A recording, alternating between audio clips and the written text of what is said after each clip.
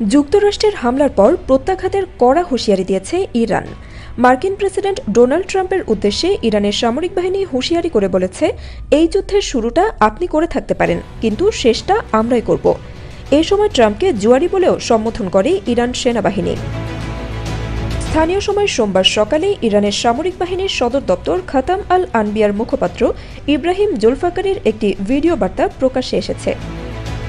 Video বার্তায় Iran সেনাবাহিনী বলেছে, পারমাণবিক স্থাপনায় মার্কিন হামলা আমাদের সশস্ত্র বাহিনীর জন্য বৈধ লক্ষ্যবস্তুর পরিধি বৃদ্ধি করেছে।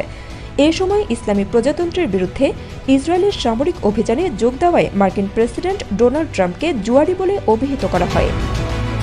রোববার ভোরের দিকে ইরানের 3টি পারমাণবিক স্থাপনায় বাংকার বাস্টার বোমা ফেলে ইসরায়েলের অভিযানে যোগ দেয় যুক্তরাষ্ট্র। এরপর থেকে প্রতিশোধ নেওয়ার হুমকি দিয়ে আসছে ইরান। যদিও ইসরায়েলি ভূখণ্ডে ক্ষেপণাস্ত্র নিক্ষেপ অব্যাহত রাখলেও এখনও যুক্তরাষ্ট্রের বিরুদ্ধে কোনো পদক্ষেপ নেয়নি তেহরান। ট্রাম্প প্রশাসন বারবার বলে আসছে যে তাদের লক্ষ্য কেবল ইরানের পারমাণবিক কর্মসূচি ধ্বংস করা, বৃহত্তর যুদ্ধ শুরু করা নয়। তবে রোববার একটি সোশ্যাল মিডিয়া পোস্টে ট্রাম্প খোলাখুলিভাবে রেজিম চেঞ্জ কথাটি উল্লেখ করেছেন। তিনি লেখেন, রেজিম চেঞ্জ শব্দটি ব্যবহার করা রাজনৈতিকভাবে সঠিক নয়। তবে বর্তমান ইরানি শাসন যদি ইরানকে আবার মহান করে তুলতে অক্ষম হয়, তাহলে কেন শাসন পরিবর্তন হবে না?